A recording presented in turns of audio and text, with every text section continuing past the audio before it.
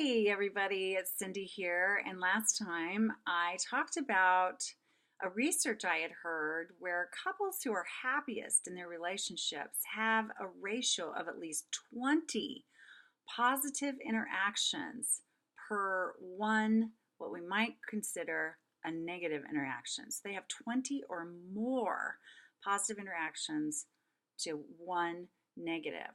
And that when the ratio gets down to 5 or less positive interactions for every one negative interaction, that is when we see couples part ways, break up, divorce, end of the ball game. And so some of you were asking me to address how to increase your odds to make your ratios better when you're struggling with this in your relationship. So that's what I'm going to talk about today. Okay? So something that, we're all masculine and feminine, even if we call ourselves, like I consider myself a woman, men consider themselves men, right? But we all have some level of masculine and feminine qualities within us. The reason I'm bringing this up is that masculine people tend to seek and desire acceptance, admiration, appreciation, and respect in their relationships. Okay, they really tend, and I'm making generalities here for our purposes today, but they tend to want and need acceptance, admiration, appreciation, respect. Okay, and to be desired and to feel desired. And then the feminine tend to be more along the lines of being heard, feeling understood, being loved and cared for, and to feel safe and protected in relationships. So those are just some subtle differences between the masculine and the feminine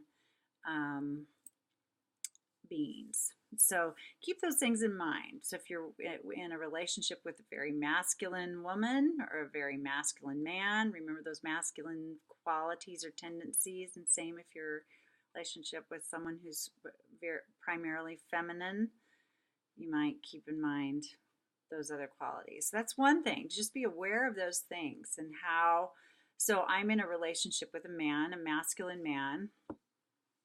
And so I want to keep in mind that he most likely likes to be respected, appreciated, admired, and to feel desired, and so forth, right? So asking myself in my relationship, how can I show him those things on a regular basis, right? So let's look at some other things. Another great way to add to your positive experiences in your relationship, no matter what your relationship is, no matter how long or short you've been together, is to learn each other's love languages if you don't know them. Love languages. And that's based on this book, The 5 Love Languages by Gary Chapman. I cannot tell you how valuable I think this book is. It's one of the most valuable relationship books I have ever known, this work. So Gary Chapman teaches that we have 5 primary ways that we like to receive love. 5 primary ways, and that's what this book is all about. And there's even a profile thing you can take so you can find out what your primary love language is and the primary love language of your partner. And so the 5 love languages are quality time spent together, physical touch, acts of service, so doing things for each other, giving gifts, or sharing words of affirmation, praising them verbally, giving them a lot of affirmations, verbal affirmations. So those are 5 primary ways. Now, so I'm a quality time person. That's my number 1 love language. So I feel most loved in my relationships if you spend time with me. That's what I want the most. Spend time with me and I'll feel so loved, right? If we take time out to be together, I will feel very, very loved. My second one is physical touch. So, I'm very affectionate. I hug my friends. I pat people on the back that I don't have as close of a relationship with. In my love relationship, I love to be held and kiss and, all things physical affection, that kind of thing. So what the trick is to find out the love language, primary love language of your partner, and then think of how many ways in a day you can show them you love them through that avenue. So if they like words of affirmation, you want to tell them often things that you appreciate about them or that you love them or whatever. Give them verbal praise, lots and lots of uplifting with your words with them. If they're an acts of service person, I would ask yourself all day long, all week long, gosh, what favor could I do for him or her? What would make him feel, what would give him some relief? Like if he's, pretty soon the leaves are going to start falling and we're going to have to rake our yards, and maybe he's the primary yard person, but maybe he'd rather, this Sunday afternoon watch the football game, but the leaves are falling. And so if you can find some time or somehow, or even hire it done to, get those leaves picked up for him and just say, hey, look, now you're freed up to watch the game. Like, he'll be like, what? Ding, ding, ding, ding. There's some savings in your love bank account. Right? Positive, yay! So anyway, but seriously, find out the love language of your partner and then show love that way. Not how you like to be shown necessarily, but how they like to receive love. Another thing is to go on dates, have fun, vacation together, do something fun together. Don't talk about the bills, the kids, the politics, how to care for your elderly parents. Give yourself a break for an evening or an afternoon or a morning, whatever it takes, and spend time just doing something you both enjoy together, whether it's going for a walk, playing tennis, going to the theater, or it doesn't have to even be fancy. If it's just, we like to pop popcorn or have a beer sitting out on the deck and talking, or a glass of wine. But separate yourself from the kind of the day in, day out grind and realities that you all are always having to be responsible for as a couple, and have some fun. Go see what's going on around your area and go do something together fun, and make sure that in that window of time that you're out and about together, or just having this sacred, quiet, fun time together, that you don't allow difficult subjects to come up or responsibilities that can wait. You don't have to figure out how to pay that car repair bill during those few hours, right? Just have fun. Play a game of cards at home. Watch a comedy together, laugh, have fun. It's very important. Those are all bank account, love bank account examples. Don't forget to do that. And then every day in the day in, day out of life, say thank you. Look for the things to be thankful for in your partner all the time. Look for things to be thankful for. Remember how come you fell in love with them in the first place. Remember those qualities you saw in him or her that you fell in love with, and kind of revisit those if it's been a while, and ask yourself to put on your positive glasses and look at them with these yummy glasses that show you things to appreciate about them, things that you love and appreciate about them, and then point them out to them. But warm your own heart up with the thoughts of what they do well, what you appreciate, what you're attracted to, what's been, something that you've always admired about them, valued in them, and get reconnected with that, because that kind of gets sometimes over time in relationships, especially if you've had some really rough roads. It's hard to remember. Why you fell in love with them, or what you still do value and appreciate in them. So get reconnected with that, and then share it as much as possible. And then I would also suggest in your daily life that you have physical contact with each other, unless you're living with a total touch me not person, or maybe even if you are. I mean, you don't want to be disrespectful, but if the sex life's bad or absent right now, or even if it's not, it's very important to physically connect, because that's another level of connection beyond verbal connection and living parallel lives, like living side by side or walking through life side by side.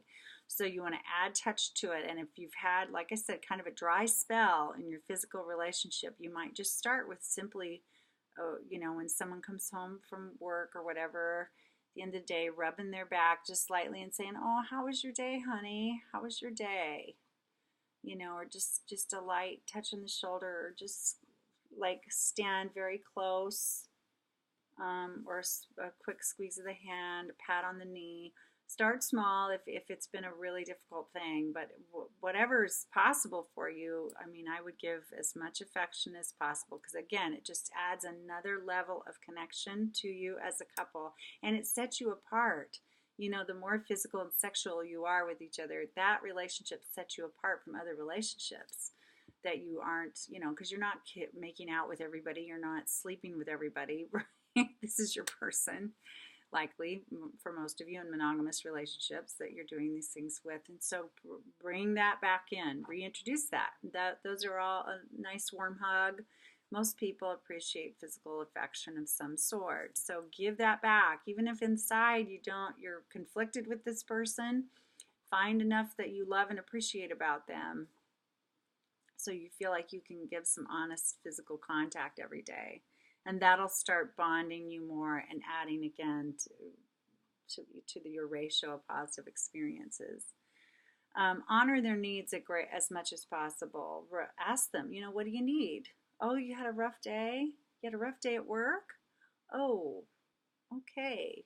Maybe they need space tonight. Maybe they need to talk tonight.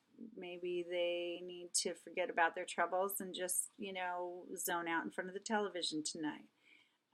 Maybe they need to go for a run and blow off some steam. Maybe they need to vent. Maybe they need to be left alone and go in their cave. I would really be in touch with what your partner needs based on what's going on with him or her, and honor it as much as possible. Be flexible and honor their needs. That's part of serving the person that you're in the relationship with. That's love and service, love and service.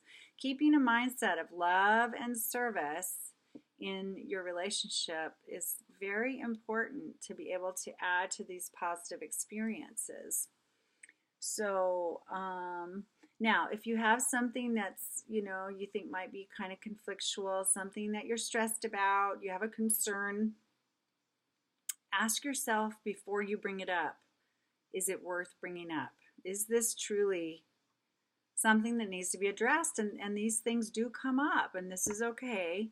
But make sure it's really worth bringing up first. Is it worth whatever could come down from you bringing it up? And then if you must bring something up, I like what a love dating expert Jackie Sabrin says. She said, bring things up with a feather, not a hammer. And I love that. So she's suggesting that we gently bring up something that might be of a concern. And there's lots of ways to do that, and that's a whole other topic. But the difference between attacking someone about something and approaching them about something, right? Being honest with love and grace versus coming in, like this after someone. So even approaching something that could be viewed as conflictual or difficult can actually be a bonding experience between two people. It can actually grow your intimacy together instead of causing more separation. But a lot of it depends on your delivery of it. So keep that in mind. And then the last thing that I would say for now is that, you're in a relationship, you're in a partnership, and that is very sacred. I want you to hold it sacred, especially if you have a long history together. those of you that are going, you've been at it for decades with each other and are struggling right now, remember you have survived a whole lot and created a whole lot of hopefully wonderful memories along the way too that can be part of your history. Your positive history can be part of your love bank account that to keep in mind too, and help offset the balance that doesn't feel great right at the moment. And remember that, there's sacred space between couples. There's, in a real partnership, there's things that are just between you two. You may have private jokes. I hope you have a physical sexual relationship that you share that you don't share with anybody else, if that's your belief system. You have things maybe that you tell each other or have told each other that you wouldn't tell anyone else. Things like that. You want to grow the intimacy. That's emotional intimacy. That's physical and sexual intimacy.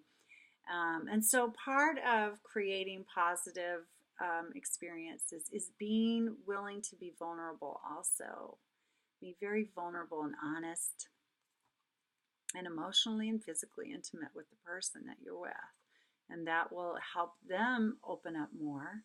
And then you feel closer and closer and closer and closer. And it's a wonderful thing. It's possible for everybody. Even if you've had some rough roads, it's okay. That's another thing is, forgiveness. Letting things go that are over. Let them go. Let it go. Let it go. Let it go. Let it go. So you can create new experiences now. And that will help offset the ratio that's not balanced the way that you want it right now. So I also want to share some books. I already shared this one, which is, if you only hear me say one book today, this one, 5 Love Languages, Gary Chapman. Such a nice, practical, supportive work. You can go online. He's got a website too, and you might be able to do the profile even online if you don't want to wait and get the book. But check that out to learn what your partner and your own primary love language is, and then share this with each other. Share this.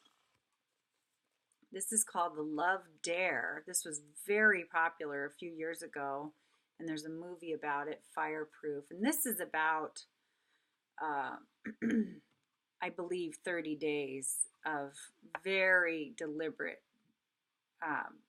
taking very deliberate action steps to really turn your relationship around. It is really an interesting experiment that you could do in your relationship, especially if you're struggling. The Love Dare. Harville Hendrix, Getting the Love You Want. This is a classic relationship book.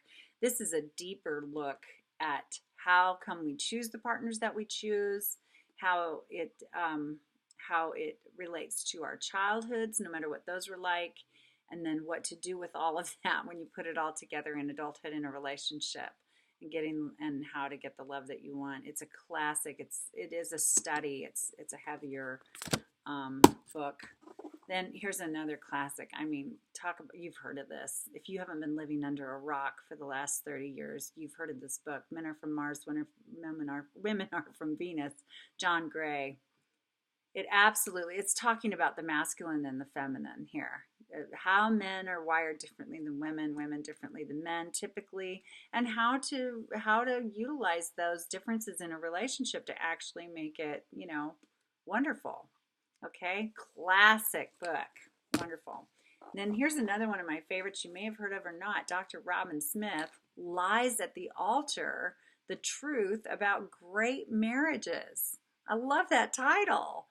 And what she means about lies at the altar is, well, she goes into it much deeper, but she's talking about how we kind of come with the Cinderella story in our mind, that we're just, going to live happily ever after, and it's going to be easy breezy because we just love each other so much, blah, blah, blah, blah, blah, and then it's like, oh, oh, reality, oh, kids, bills, life, things come up, oh.